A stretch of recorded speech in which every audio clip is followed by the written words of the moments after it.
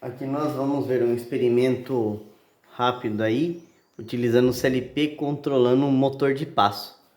Primeiro vamos ver aqui o funcionamento e a gente já olha o programa que está aqui no clique 02.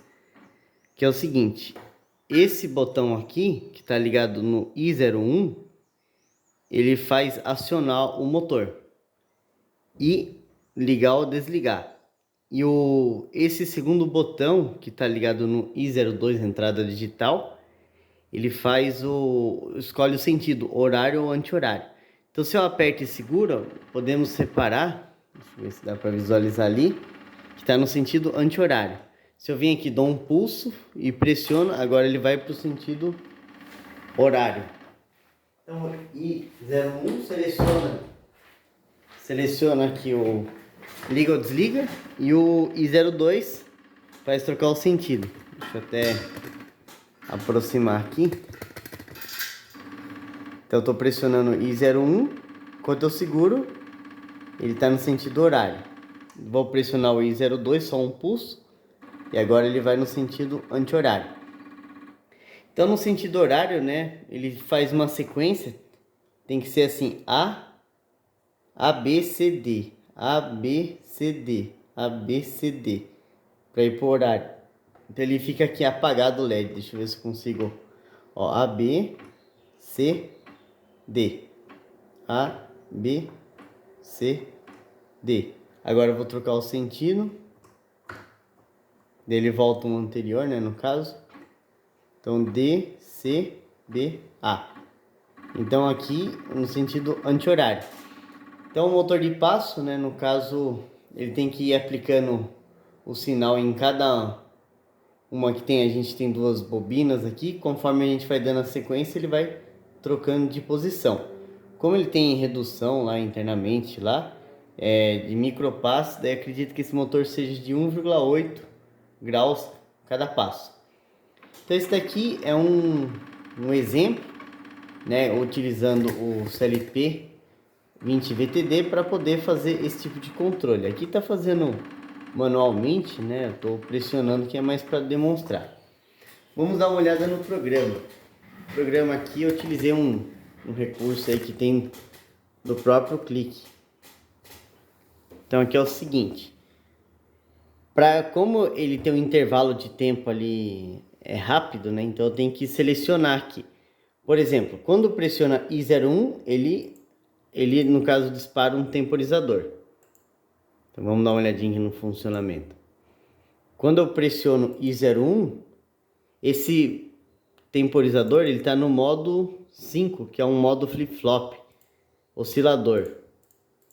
Então ele fica aqui, no caso 0,03 segundos, ou seja, 30 milissegundos ligado, 30 segundos desligado.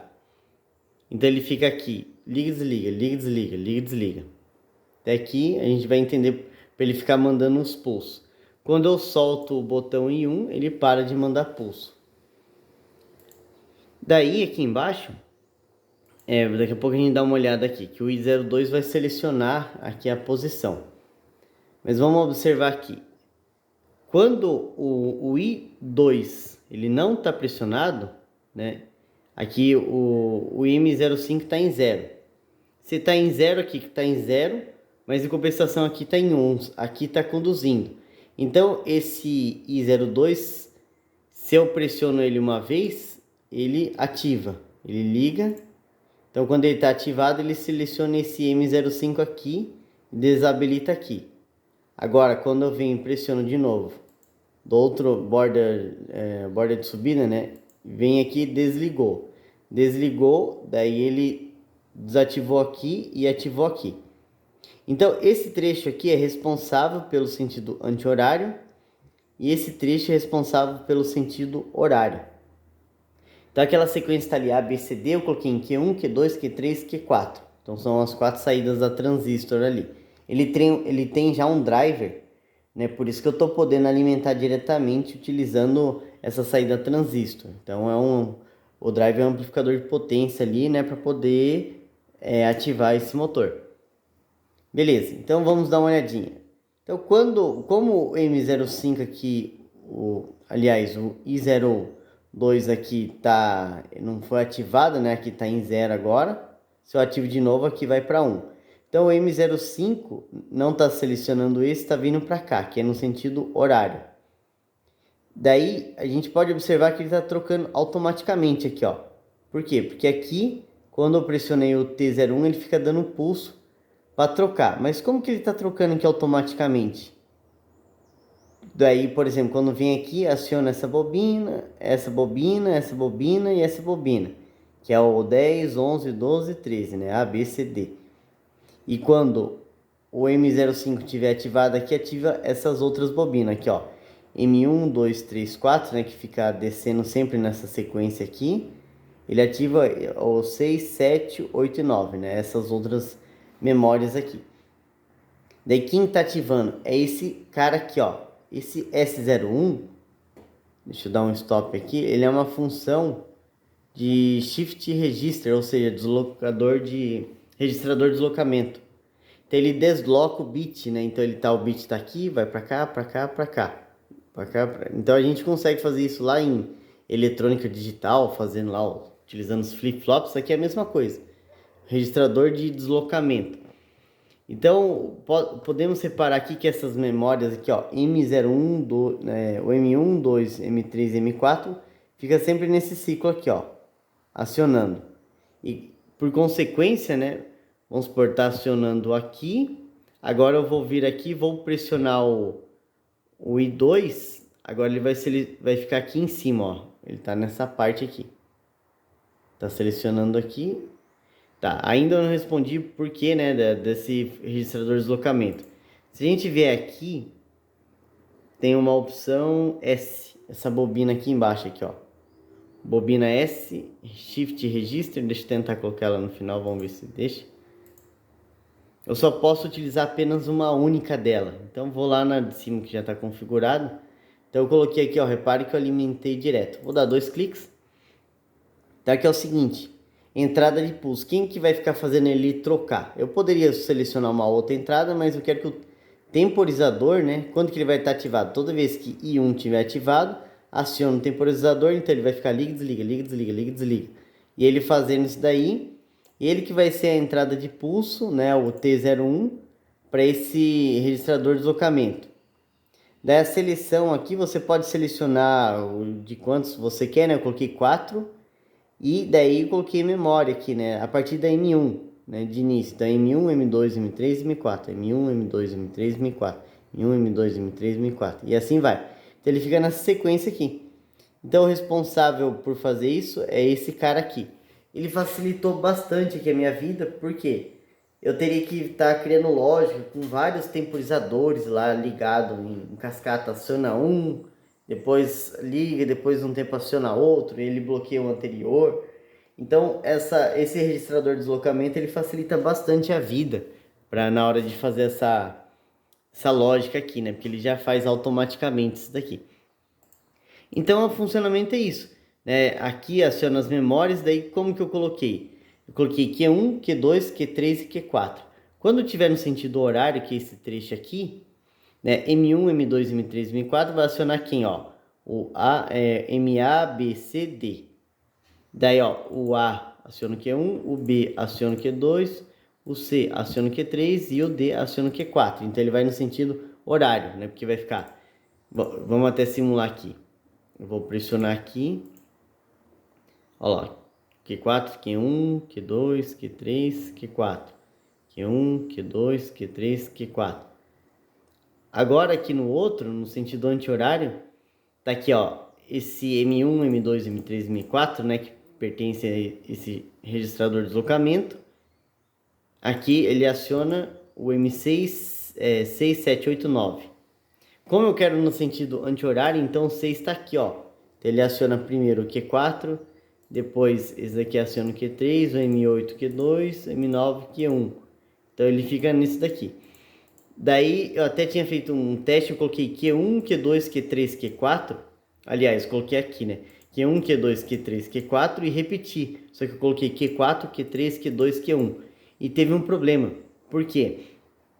Normalmente você não coloca bobina, você não repete ela, a saída, né? Em duas situações. Por quê? Se eu coloco o Q1 aqui e eu coloco o Q1 aqui, então ele sempre vai executar a última, vai dar prioridade para a linha mais abaixo, né? Então se o Q1 aqui está em 1 e o Q1 daqui está em 0, então ele dá prioridade para esse Q1. Então por isso que eu não coloquei os Qs aqui, que não funciona, né? Eu testei que não funcionou. Então eu fui obrigado a trabalhar com outras memórias aqui. Daí sim, essas memórias, uma ou outra, aciona aqui os Qs. Então se a gente simular aqui novamente, vou pressionar, ó, tá. Q1, Q2, Q3, Q4. Q1, Q2, Q3, Q4. Agora eu vou pressionar lá, vou dar um pulso. Agora Q4, Q3, Q2, Q1, Q4, Q3, Q2, Q1 e assim vai, né? Q3, Q2, Q1. Vou dar outro pulso, ele volta. Q3, Q4. Então se a gente clicar aqui no clique, né, no CLP, aqui vamos dizer está no sentido horário, né? Não adianta diminuir muito o tempo aqui, porque senão o motor se perde e não consegue girar ali. Esse valor em 30 milissegundos, pelo menos para mim aqui, funcionou bem. Vou vir aqui, vou dar um pulso. Agora ele troca o sentido. Então isso é uma função, né, que é interessante, né? Poderia utilizar temporizadores, mas facilitou bastante a minha vida, utilizando desse jeito. Então aqui a gente consegue ver que dá certo ali. Poderia fazer aqui onde está esse S, eu poderia selecionar a saída Q também, direto, não precisava colocar M. Mas quando eu usei o Q aqui, se eu precisar usar ele de novo em outro instante, pelo menos comigo não estava dando muito certo. Então daí eu preferi acionar memórias. Mas daí você pode criar a lógica que você quiser. Então lembrando que essas memórias M aqui são memórias, né? O nome já diz, são memórias. É algo interno, é uma bobina interna ali, ela não aciona a saída. Agora as bobinas que, né, é a saída física do CLP. E os Is, né, são as entradas físicas do CLP. Então, se for observar aqui novamente a montagem, então a gente pode observar aqui, como eu disse, energiza aqui com 24 volts, né? Primeiro, energiza os 24 volts aqui, daí vem 24 volts nesses dois lados, esse aciona I1, esse aciona I2. E aqui na saída, repare que está tudo em vermelho aqui, ou seja, eu peguei os 24 volts, estou alimentando aqui, né? Aqui está vindo da fonte. Eu não sei exatamente se está vindo da fonte, mas está vindo. Em algum lugar aqui, um desses aqui, está vindo ali da fonte. Tem que olhar, deve ser o último ali. O último ou um dos últimos ali. E então, esses caras aqui estão alimentados, né? Todos eles estão alimentados com 24 volts. E aqui embaixo, não, Q1, Q2, Q3, Q4. Onde sai o sinal de 24 volts que chega no driver. Esse driver aciona o motor de passo. Até se for observar aqui, ó, repare que não está acionando diretamente o motor de passo, né? Ele tem todo um driver aqui, né, de potência, com transistores aí, para poder, por exemplo, aqui, TIP 127, né? São transistores de potência. Então, eles acionam esse driver circuito, daí esse circuito sim aciona o motor. Então, a gente nunca pode pegar, por exemplo, um Arduino, né, um microcontrolador ou um CLP e acionar diretamente. Se fosse sair da relé, até que poderia, só que a relé, além de fazer barulho, ela é lenta em relação à saída tradicional, à saída transistor, quer dizer. Então, aqui é mais para a gente observar, tem um circuitinho para isso, né? Mas aqui já está tudo pronto, ele está pronto para receber aqui os 24 volts, né? Esse drive aqui. Então, de novo, vou pressionar. Então, aqui estou pressionando, ele está no sentido horário. Enquanto eu estou segurando, ele está girando aqui. E aqui onde está apagado é onde ele está passando ali, né? Agora eu vou pressionar aqui novamente. Agora no sentido anti-horário. Então pode ser que você tenha algum problema aí da área de robótica, por exemplo, que você precisa controlar um braço robótico em uma determinada posição. E você utiliza aqui o motor de passo porque ele é um motor que tem precisão. Esse motor aqui é sem encoder, né? Ele não tem um sensor para saber onde realmente está a posição. Então a gente está confiando aqui nos pulsos, né? Então ele está em malha aberta. Se fosse em malha fechada, você conseguiria visualizar ali ele no outro sentido. Conseguiria ver se realmente ele está naquela posição. Então, para a robótica é interessante sempre ter encoder, né, nos motores. Seja um motor de corrente contínua ou um motor de passo aqui. Beleza? Então aqui é só mais um exemplo, uma aplicação. Eu acho que é interessante conhecer aí, né? Ó, eu vou fazer depois um outro vídeo acionando outro tipo aí de motor. No caso, motor de corrente contínua. Já foi feito com motor de indução trifásico e vamos fazer um motor de corrente contínua.